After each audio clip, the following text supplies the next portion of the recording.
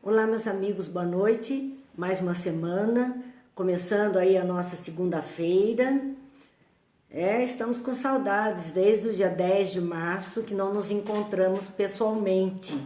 Mas estamos por aqui fazendo as nossas reflexões de cada semana. E os amigos estão chegando. Terezinha, Ivete, Tânia, estão chegando. Que bom, Cíntia. Estamos vendo Célia. Nossa, são muitos amigos chegando aqui e participando conosco. Emília, que bom. Tânia. Nós estamos, Cláudia também, Eliana de Ubatuba. Eu digo que ela é o anjo da guarda cibernético. Há um título para todo mundo. Então, agradecemos os coraçõezinhos, os positivos, lembrando sempre que esses nossos estudos estão ficando lá no canal do YouTube Marina Ferri. E nós estamos aproveitando estes dias que estamos aqui em casa, começamos a colocar algumas palestras mais antigas nossas, mas que estavam em DVD, e agora nós estamos então passando para o YouTube a fim de que fique lá na página e outros possam assistir também.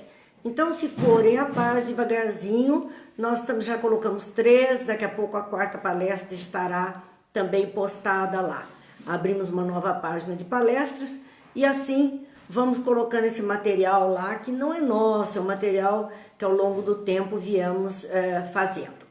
Meus amigos, vamos fazer nossa prece, pedindo a Deus que nos abençoe, que nos ilumine, que Jesus, o Mestre amado, esteja à nossa frente, nos intuindo, nos inspirando através dos amigos espirituais, que nos amparam a cada dia, que nos dão força, que nos dão segurança, que nos dão alegria para a vivência que necessitamos.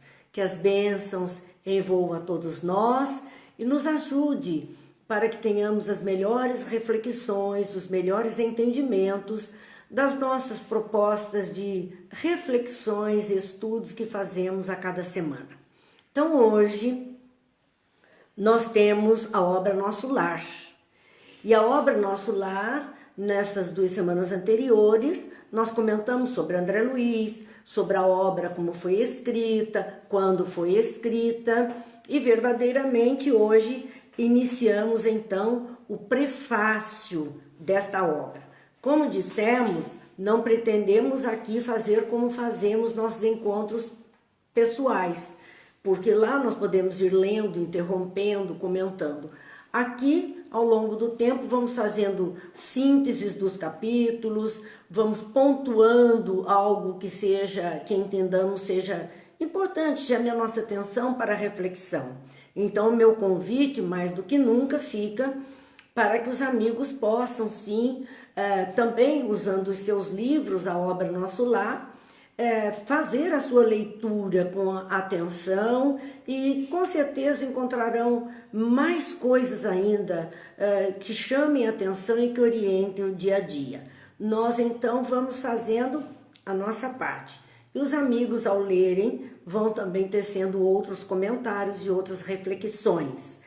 Vamos lá no prefácio. O prefácio dessa obra foi escrito em 3 de outubro de 1943.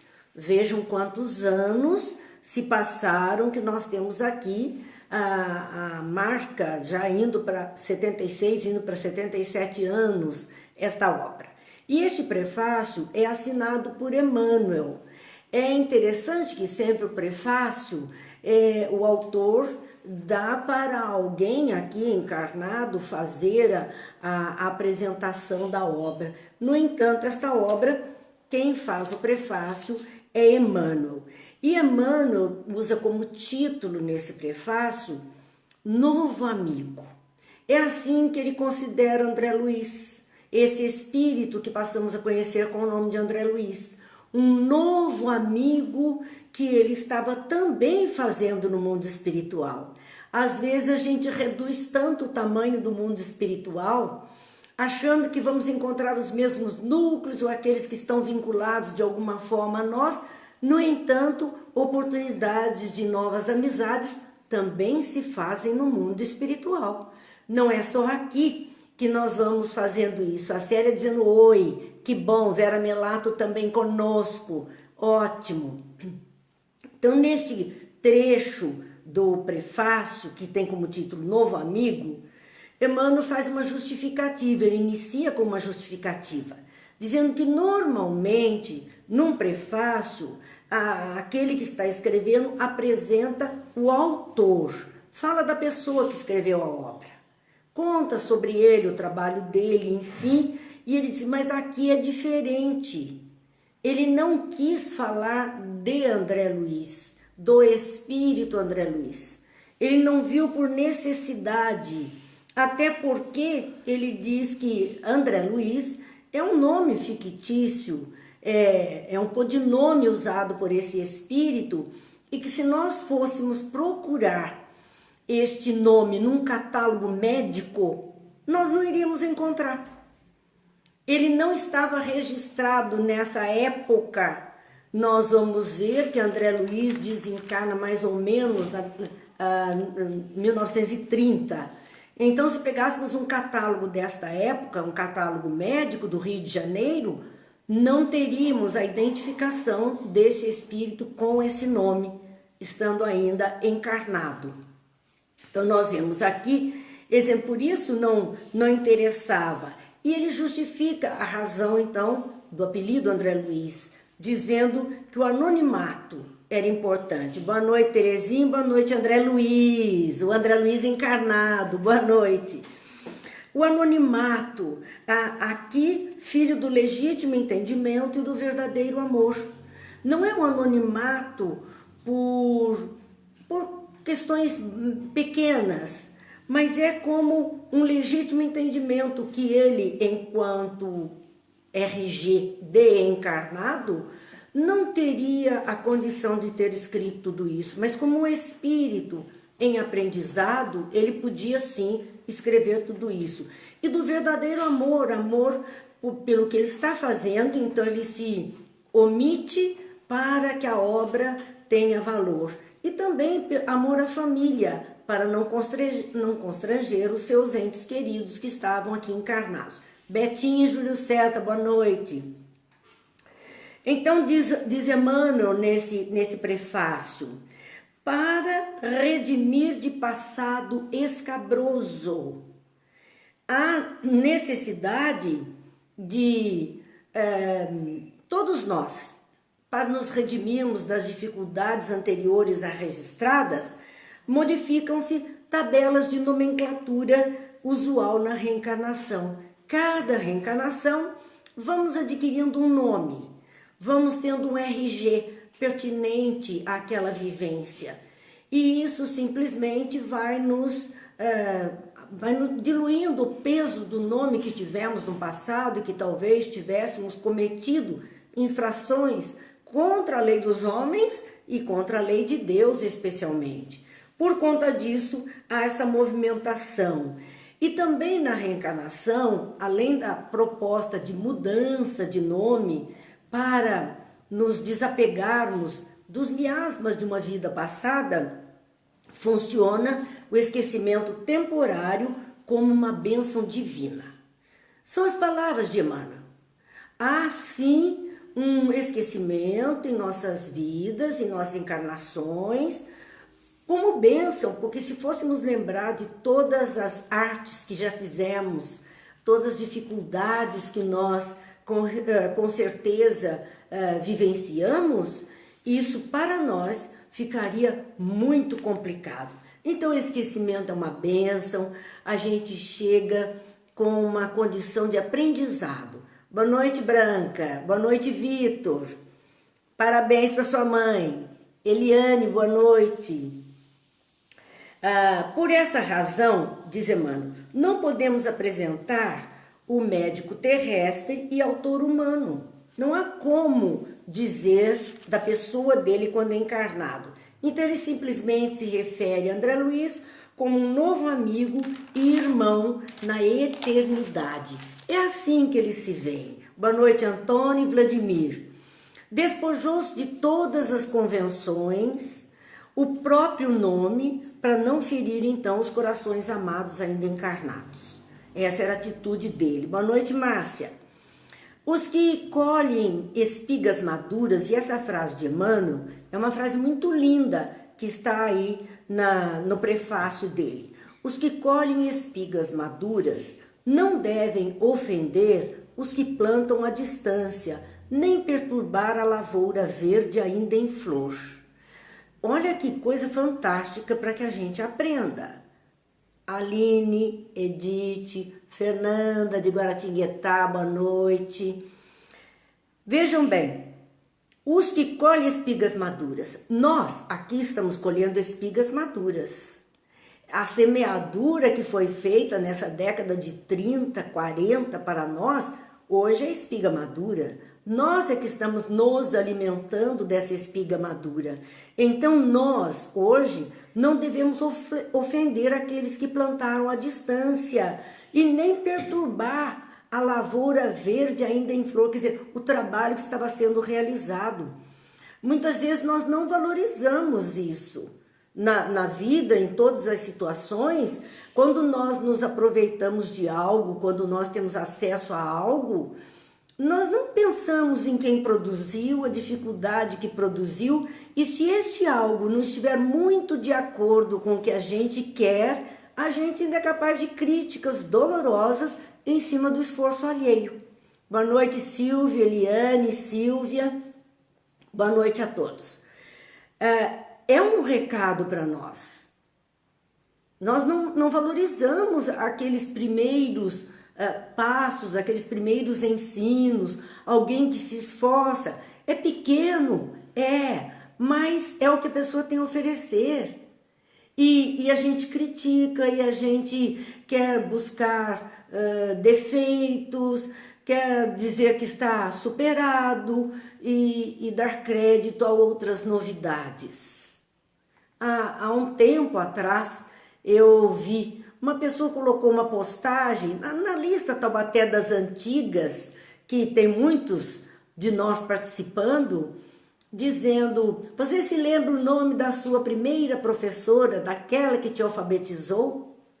Tem gente que não se lembra.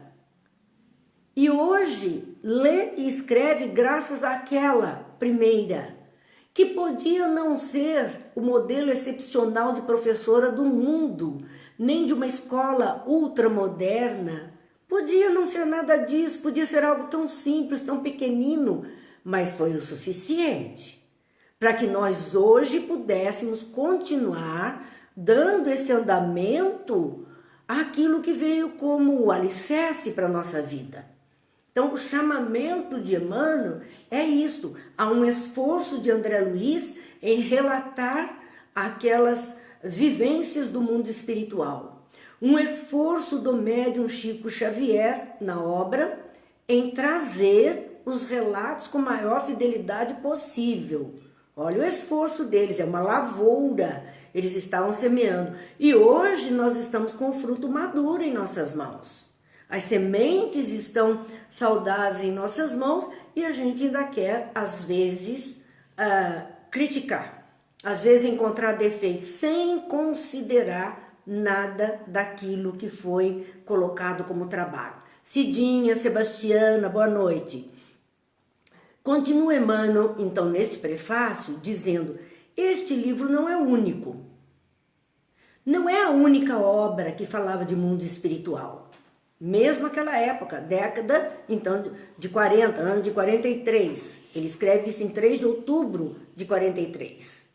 Veja bem, este livro não é único. Outras entidades já comentaram as condições de vida além túmulo.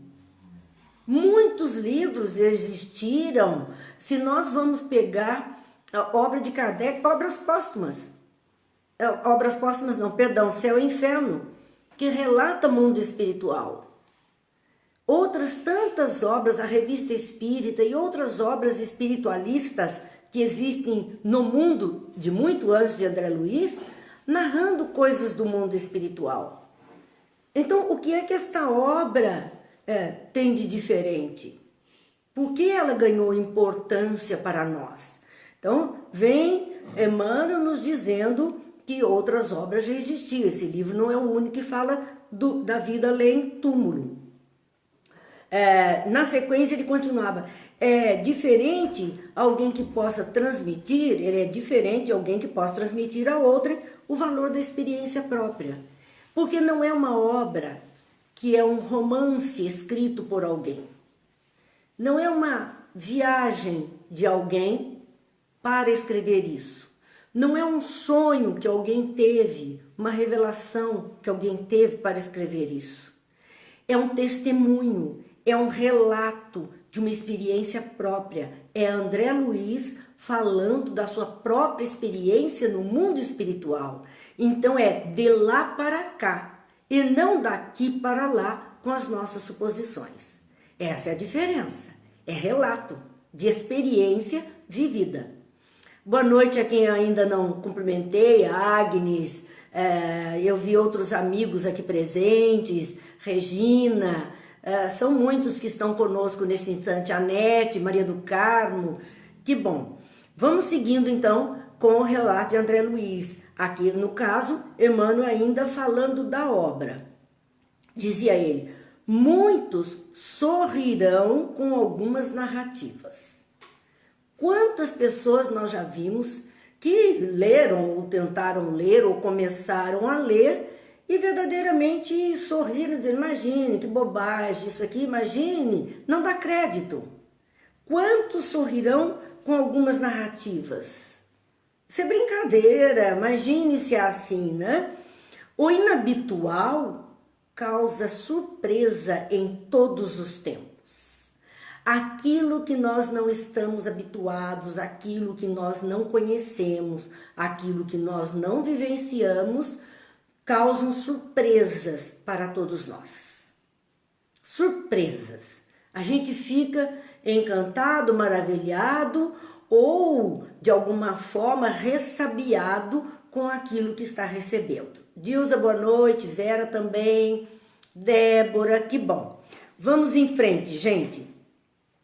Anos atrás, narra Emmanuel, então nesse prefácio, para falar do riso, do sorriso ou do descrédito de alguns fatos, alguns relatos que poderiam parecer extremamente fantasiosos. Anos atrás, se falasse de aviação, se falasse de eletricidade, se falasse de radiofonia, será que aquelas pessoas iriam acreditar? Quando não tinham ainda os aviões cortando os ares e nós não estivéssemos tão acostumados a eles. Imagine se alguém acreditaria que um aparelho tão pesado, levando tantas pessoas dentro dele, poderia cruzar os ares. Mas nem que alguém contasse, mostrasse, fizesse desenho, porque dessa vez nem é assim. Entendeu o que é o desenho? Mesmo desenhando, não se ia entender, não se ia aceitar, ia rir, isso é coisa de doido, não tem valor. Então, falando do avião, a eletricidade, imagine falar da eletricidade quando ela não existia, que referências as pessoas tinham para pensar sobre isso, e aqueles que pretendessem, imagine do movimento das águas, tirar uma energia que pudesse acender lâmpadas ou movimentar motores, onde já se viu isso? Jamais se entenderia. A radiofonia, quem iria entender que era possível ouvir vozes de locais tão distantes dentro do nosso lar, da nossa casa? E hoje para nós tudo isso é tão corriqueiro, é tão banal, mas nós vemos que a coisa não era bem assim. Emmanuel faz uma chamadinha de atenção para todos nós, dizendo, todo leitor precisa analisar o que lê. Por isso que eu disse de início que nós iríamos pensando coisas de dentro do prefácio, dos capítulos seguintes, mas que todos deveriam ler a obra, porque todos, diz Emmanuel, é preciso analisar o que lê. As pessoas têm que ler e entender. Nós estamos numa época em que surgiu uma nomenclatura para algumas pessoas que leem e não conseguem entender, que são analfabetos funcionais. Não conseguem interpretar o que estão lendo. Não conseguem entender aquele contexto. Não conseguem. Não conseguem tirar dali raciocínios, ilações. Não conseguem. Então, o convite de Emmanuel é que nós façamos esse exercício. Rogério, boa noite. Gilda, boa noite. Que nós façamos esse exercício de tirar dali, analisar o que estamos lendo. Não vamos pela conversa do outro. Nós já cansamos de dizer, cada um de nós se prende a alguma coisa, algo lhe chama atenção dentro do texto, uma reflexão diferente, um ponto de vista diferente. Então, cada um de nós vai fazer análise pessoal daquilo que está lendo. É uma interpretação. Nós temos visto nesses dias que Supremo vive aí na mídia e advogados de todos os tipos defendendo essa ou aquela causa, falando deste ou daquele assunto, e eles são, a retórica é sempre a mesma. Pois é, cada um interpreta como quer, cada um interpreta conforme é o seu olhar sobre isso. Nós estamos vivendo num mundo de interpretações e não queremos interpretar estas obras que chegam até nós como verdades. Não fazemos essa interpretação tão necessária. Então, Emmanuel ainda vai falar dentro desse prefácio algumas coisas interessantes. Primeiro, sobre o Espiritismo.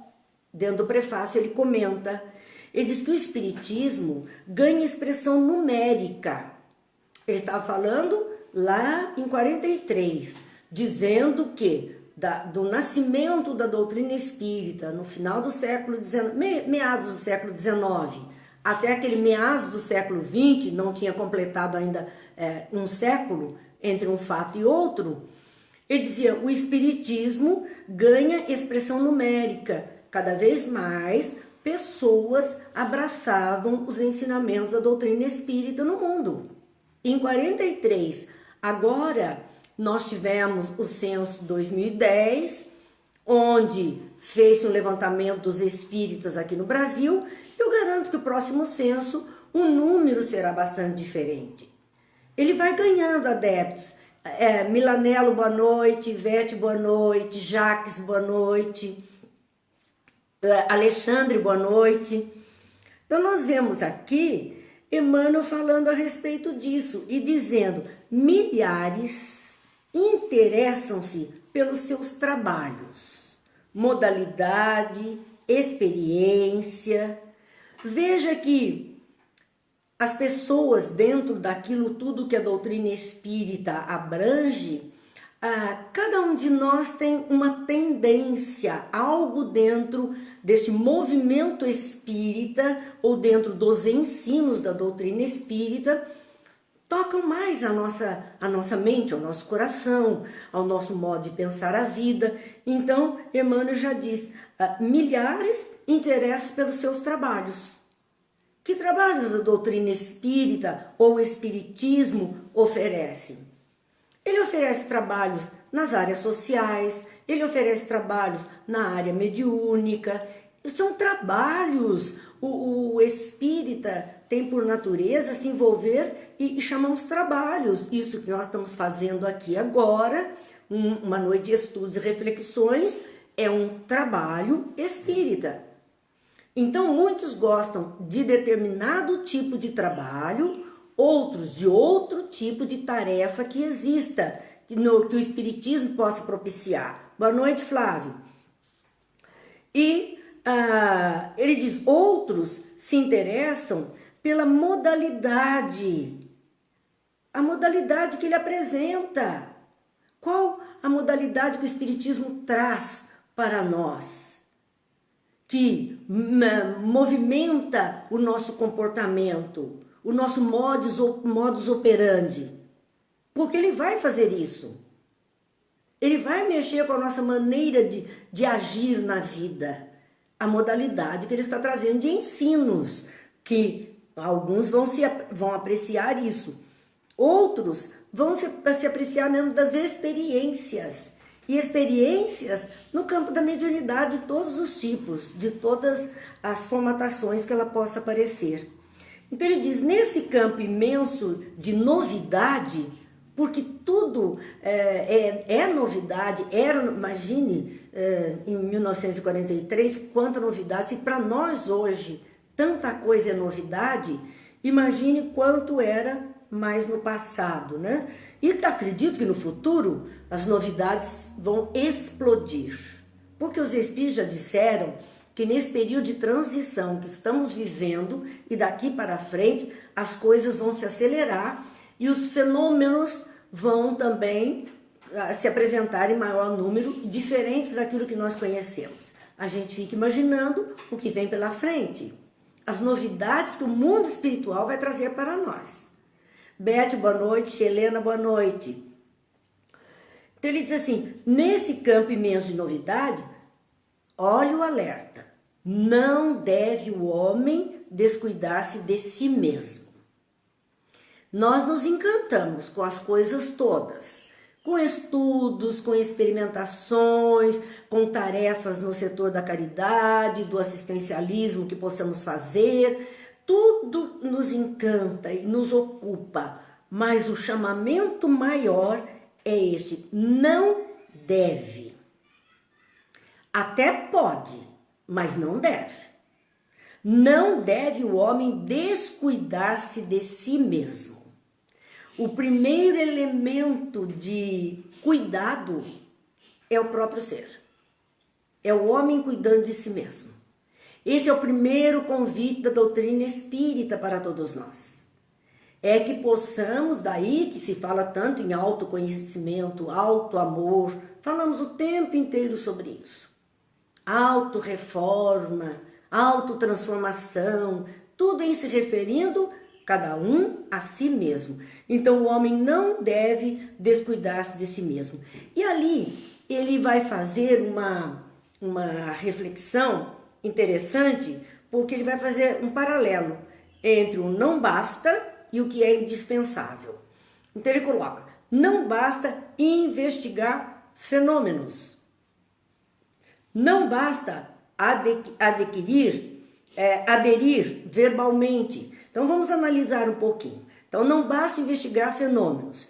Há sim aqueles que se consideram espíritas, se dizem espíritos, no entanto só estão envolvidos em trabalho mediúnico. Não querem nada além disso. Só comparecem ao centro no dia do trabalho mediúnico. Só vão para o centro nesse dia, nesse momento. Emmanuel está dizendo, não basta investigar fenômeno. Ainda que fosse por curiosidade investigativa ou participação. Não basta. Não é que não deve. Também devemos, mas não é suficiente. Já que a proposta maior é cuidar de si mesmo, ficar apenas investigando o fenômeno em que eu estou cuidando de mim. Se não me conheço, se não tenho nenhuma visão de mim. Boa noite, Rosa e Eduardo.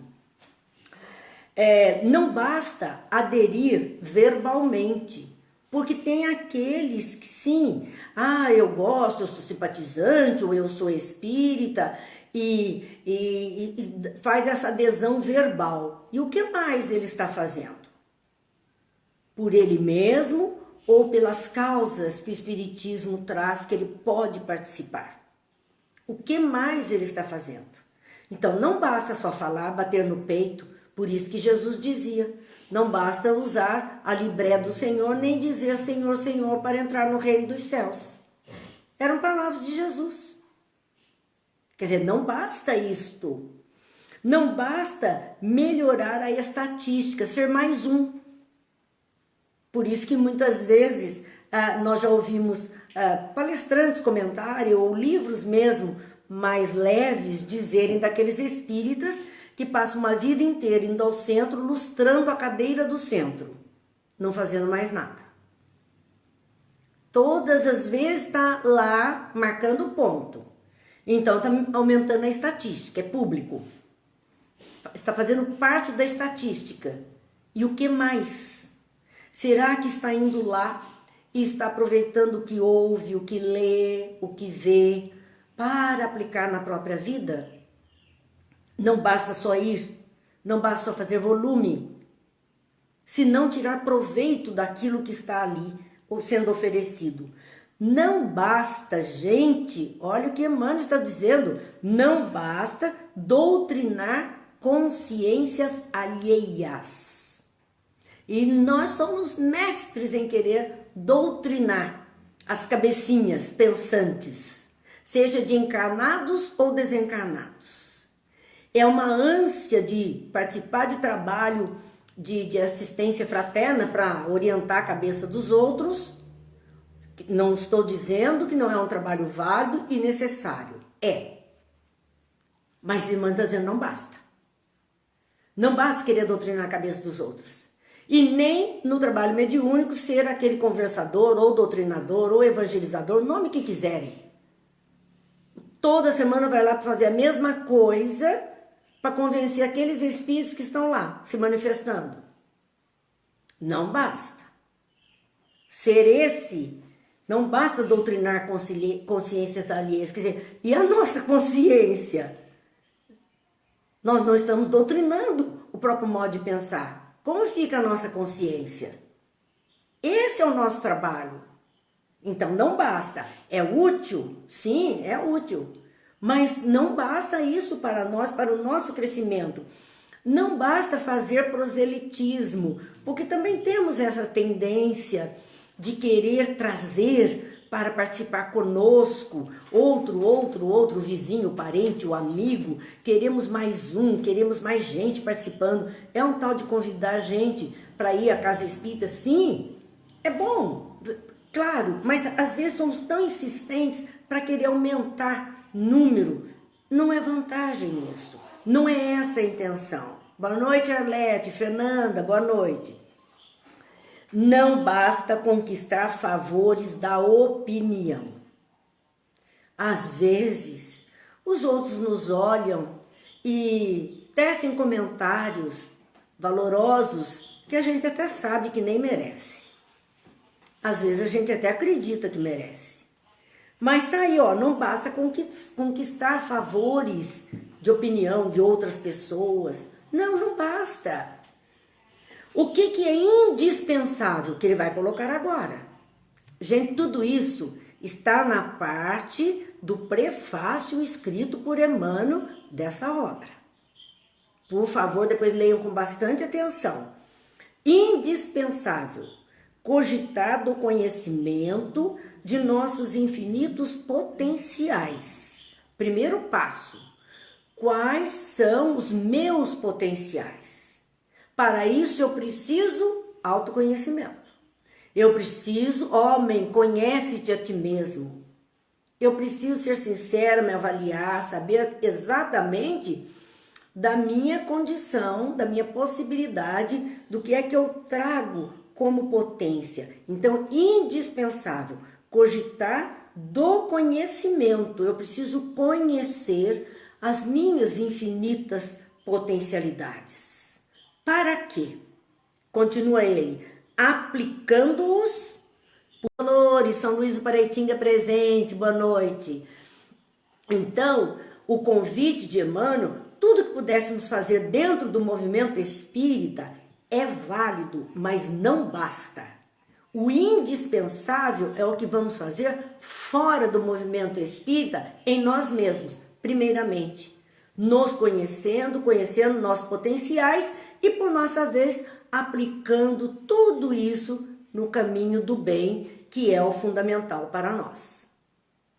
Então, observem que, sobre o Espiritismo, Emmanuel tece todos esses comentários.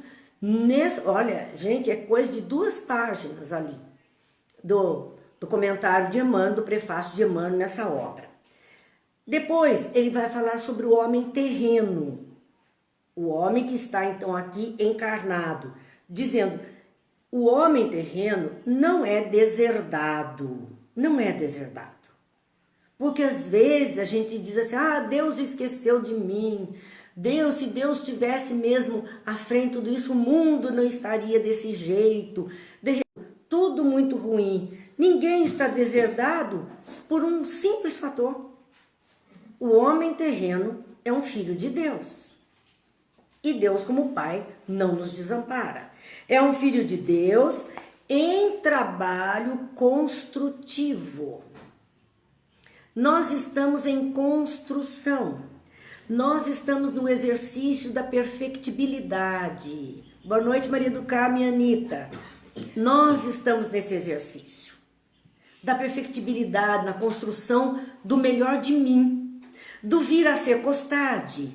Costade, nosso amigo, ele sempre dizia do vir a ser. É o que seremos no futuro. Esse vir a ser, esse nosso futuro de criaturas melhores, é hoje que nós estamos nesse trabalho. É agora que nós temos que lutar para melhorar a nós mesmos. Esse é o nosso vir a ser, depende de nós. O nosso futuro depende de nós. O que seremos no futuro depende de nós hoje. Então, quanto mais depressa a gente entender isso e procurar se melhorar, melhor para nós mesmos. Não estamos fazendo favor a ninguém. A ninguém. E nós temos então, Emmanuel comentando, o homem terreno está aqui no aprendizado e é o aluno de escola benemérita. A Terra é uma grande escola. Todos os dias nós temos chance de aprender alguma coisa. Seja no campo material, no campo espiritual, no campo moral. Então, nós temos a Terra como essa escola. E nessa escola nós estamos para aprender a nos elevarmos. Então, em cada encarnação que aqui vivemos, ou reencarnação, a proposta é subir um pouquinho, melhorar um pouquinho, amadurecer um pouquinho, crescer um pouquinho, porque é assim que nós vamos nos melhorando. Aí ele fala da luta humana que estamos empreendendo. Sim, na Terra nós vivemos numa luta humana conosco mesmo. Cristina, boa noite. Conosco mesmo. Uma luta humana para nos modificarmos. Mas essa é a nossa oportunidade, diz Emmanuel.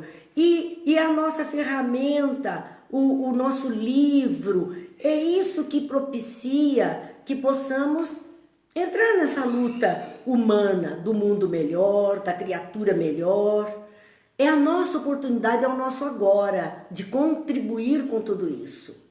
Assim nos chama a atenção Emmanuel, para que a gente aprenda. Ele vai falar sobre mediunidade. Vejam quanta coisa está nesse prefácio de Emmanuel, para que a gente leia de novo, pense outra vez e consiga clarear um pouquinho o pensamento.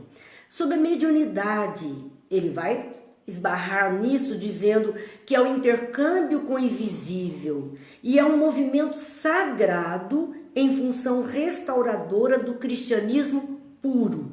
Então, para a doutrina espírita, mediunidade significa isso. Nós já sabemos que mediunidade é uma faculdade até orgânica do ser humano, de todos os seres humanos sobre a face da Terra. Mas o exercício dessa faculdade para aquele que se diga espírita tem outra conotação. A conotação é esta que Emmanuel nos traz, dizendo que é o movimento sagrado nesse contato com o invisível, nesse intercâmbio, é um movimento sagrado, sagrado.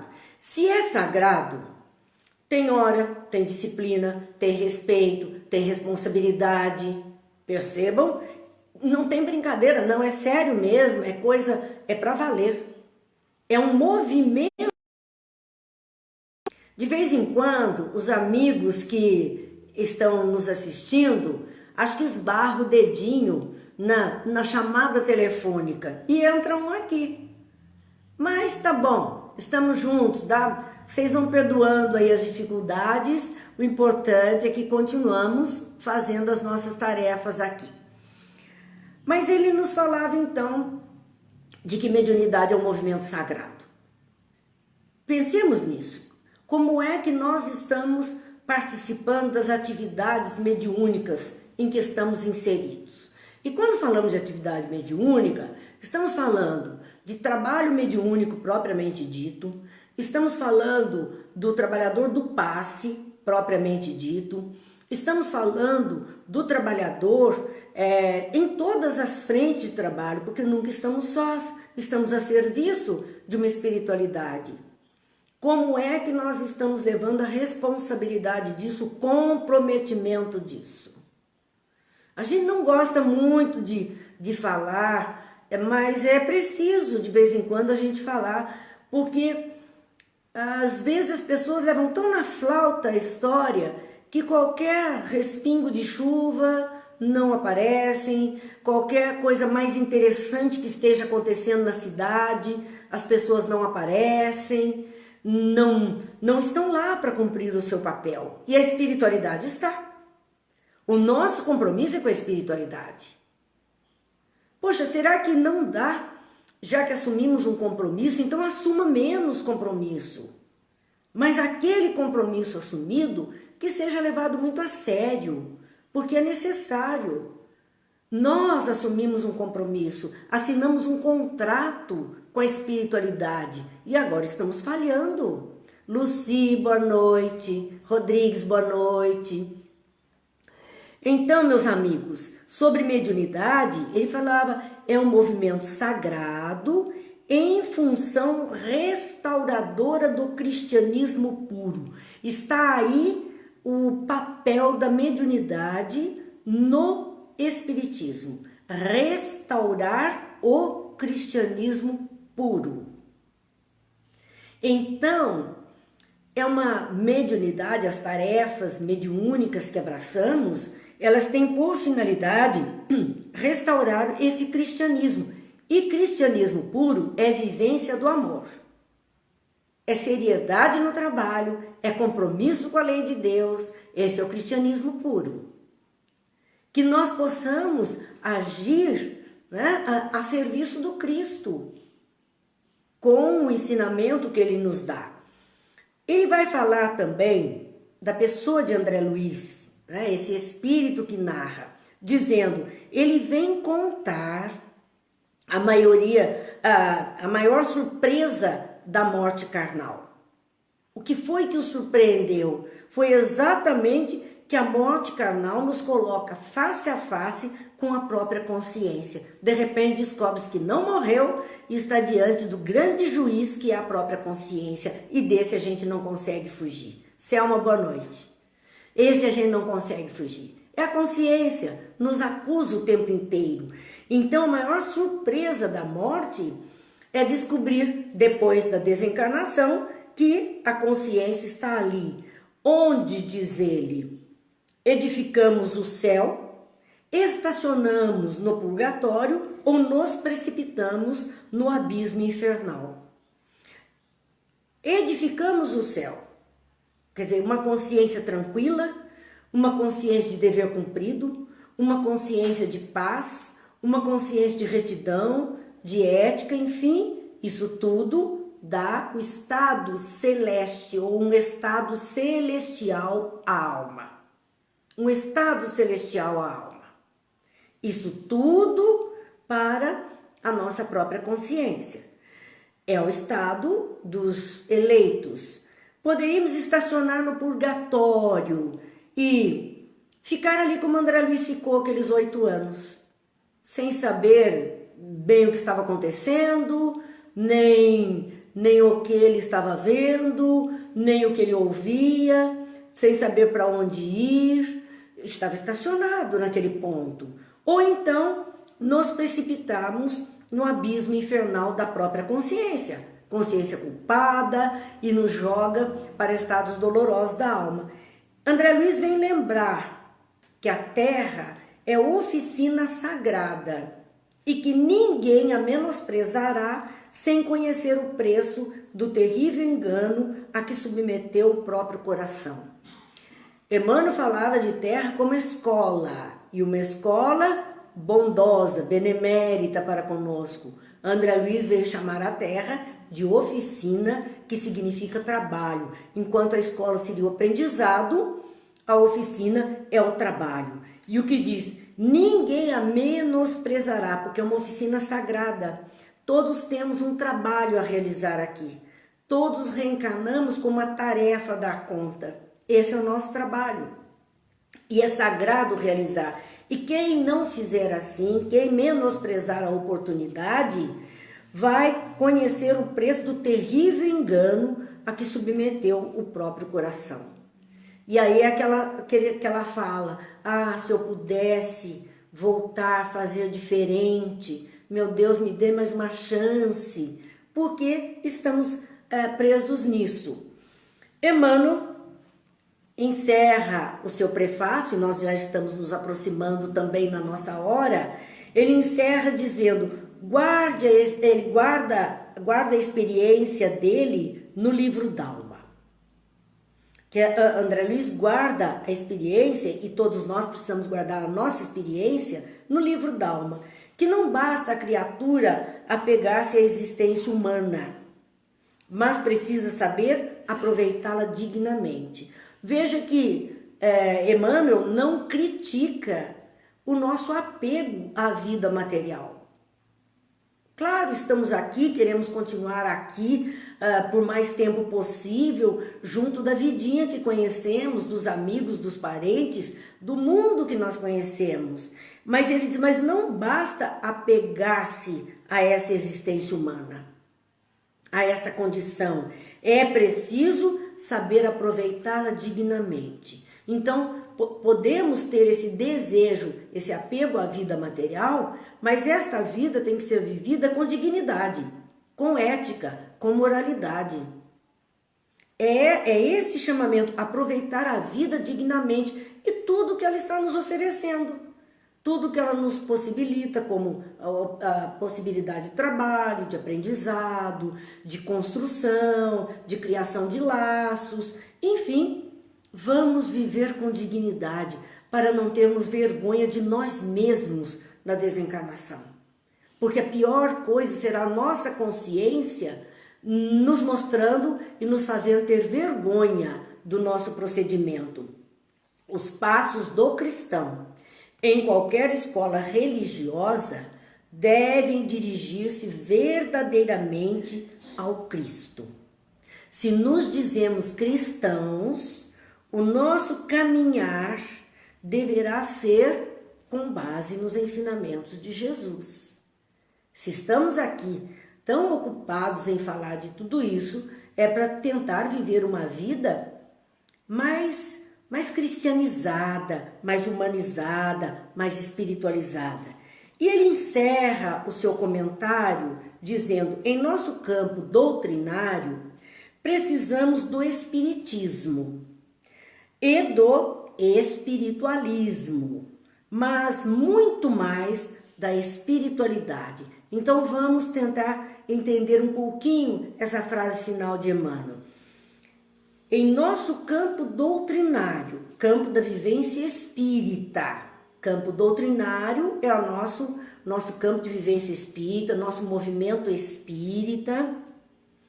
Então, este campo, nós precisamos de espiritismo, quer dizer, precisamos do ensinamento da doutrina, conhecer seus fundamentos, as obras da codificação, a proposta de trabalho que ela tem, que o espiritismo tem, nos vastos campos que ela possa nos indicar caminhos.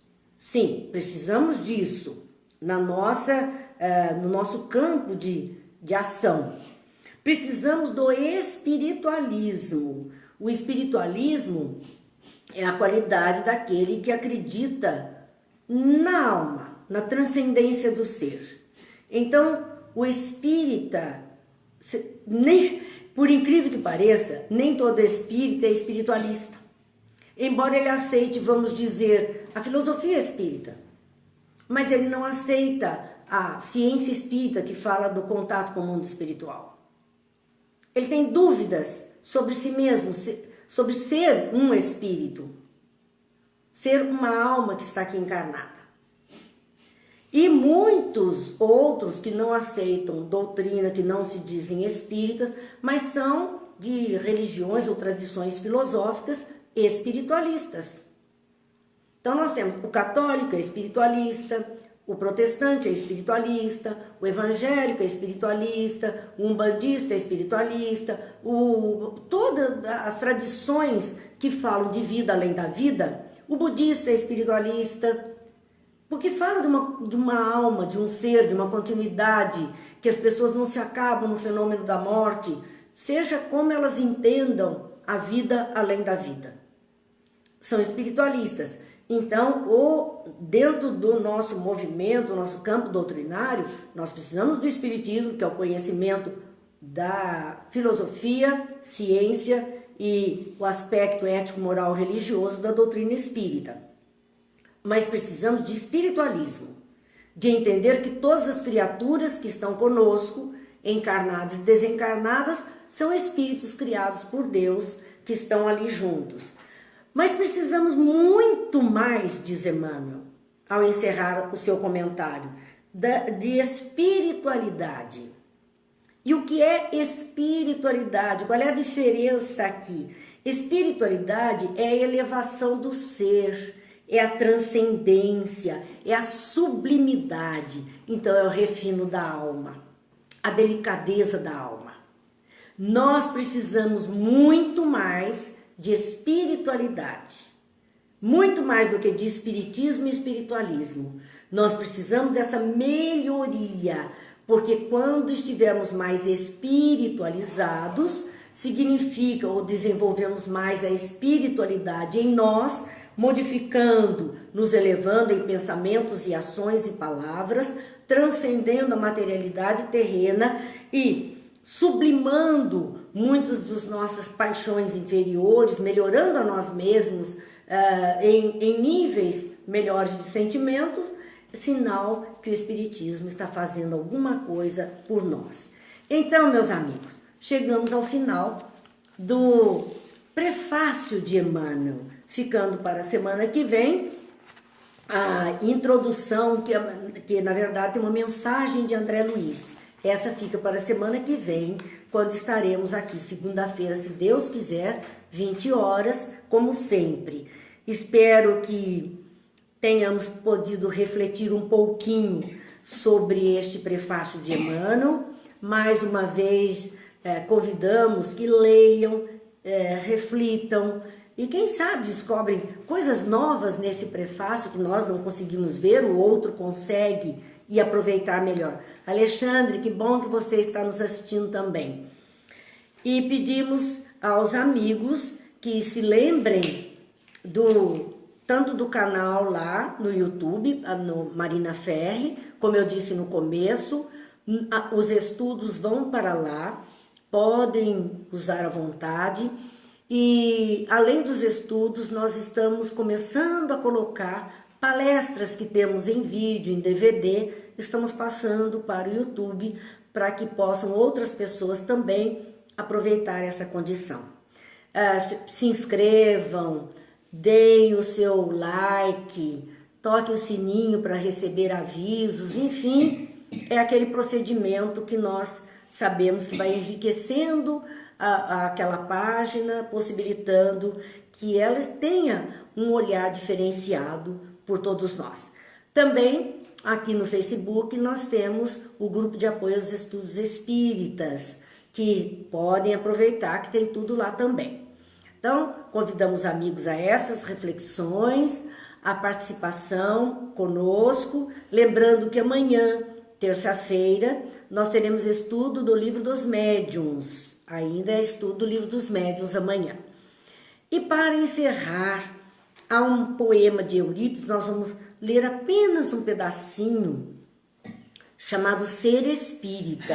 E aí nós vamos perceber o que é que Emmanuel estava falando ali naquele prefácio.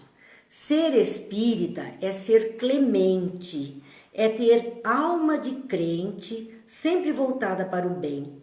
É ensinar a quem erra e entre os atrasos da terra não fazer mal a ninguém. Que Deus nos abençoe, que Jesus nos ilumine, Que os amigos espirituais possam visitar os lares dos companheiros de todas as criaturas. Que a luz se faça sobre a nossa nação brasileira, as consciências que estão à frente dos nossos governos. Enfim, que todas as dificuldades sejam apenas momentâneas.